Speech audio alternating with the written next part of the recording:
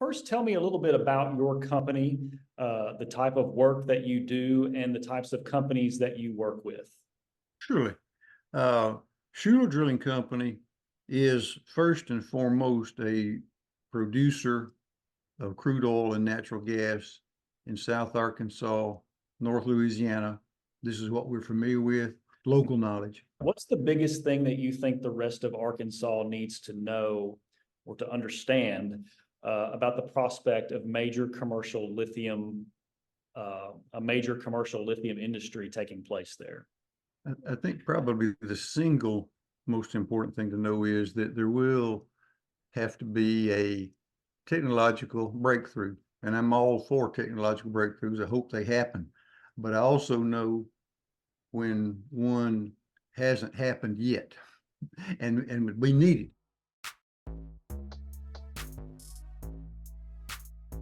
What we have in Union and Columbia County is a bromine extraction industry. Bromine has been produced here for over 60 years for one element, bromine. And the brine contains bromine as a dissolved salt called sodium bromide. Lithium exists in brine as another dissolved salt, lithium chloride. In my understanding of economics is that the lithium production, prospective lithium production, depends on continued bromine production, because if the bromine industry were for some reason to go away or be diminished, there would be nobody bearing the cost of lifting this tremendous amounts of water. You talked to Arkansas Business recently, and you said, extracting lithium here is going to be hard because, hard, and then something that's going to keep. Hard and a lot of money. Yes, hard and very expensive, and it's going to keep engineers busy for years. So, let's talk more. What all kinds of infrastructure then are we going to need? We're going to need roads. It sounds like we're going to need pipeline and untold other things, right? That's correct. And as you know, since that bromine industry got started in the 1960s, things have changed, and they used to not think much about crossing a stream. Now, stream crossing is problematic, both for a road and a pipeline and an electric power line. Those kind of things that will take time. That will take years. Archaeological surveys, wetland surveys, that kind of stuff that not too many decades ago was not a factor. What strikes you then about companies like, giant global companies like Exxon now coming to South Arkansas to develop this industry? Like, what does that say to you? Certainly, it's a welcome interest, and Exxon may very well have technology that works better than anything, but it hasn't been deployed yet. And then the other thing is that the brine is part of private property. To produce brine, one has to make an agreement with the property owner to do that. And in our industry, it's called a lease.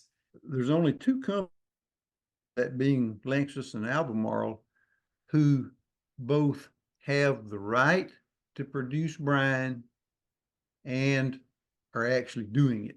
Now, in Western Columbia County, Lafayette County, and Miller County, there have been a dozen companies who have come in, including now ExxonMobil, to begin acquiring the rights to produce brine.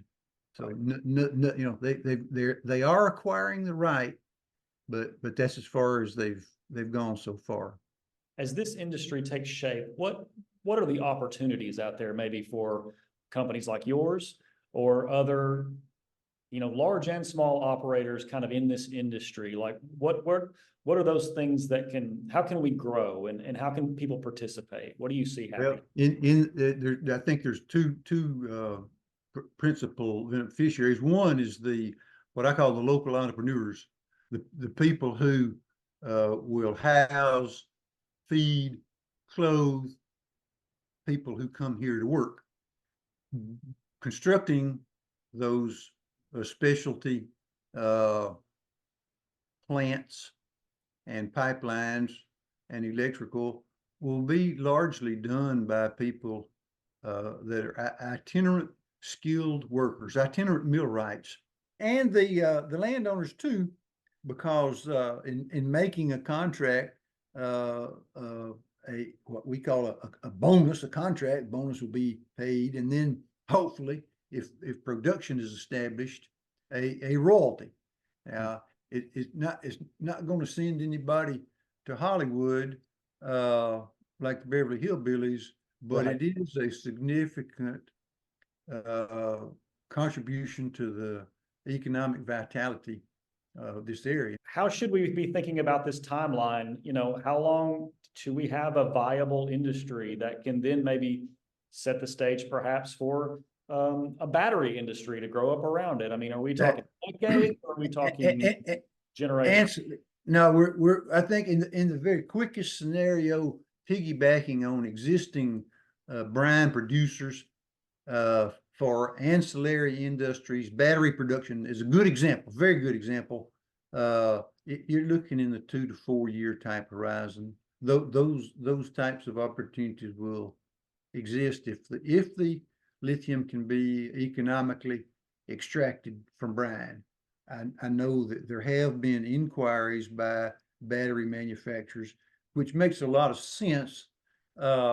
Instead of hauling the ingredients to a factory in some other state, let's just make the battery here and haul it to the Toyota plant in San Antonio. So they're interested. They want to make their plans, but again, they're not ready to pull the trigger until they see that indeed a large amount of lithium chloride can be extracted from the native brine. So if we take a step back then, maybe as a final thought here, how do you handicap Arkansas's chance of developing a robust lithium mining industry? Better than anybody else. It's better than the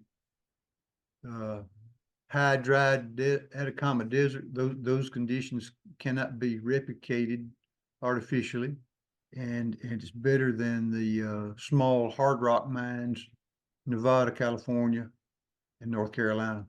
And there's some in Germany, and there's some in China, but it doesn't amount to much.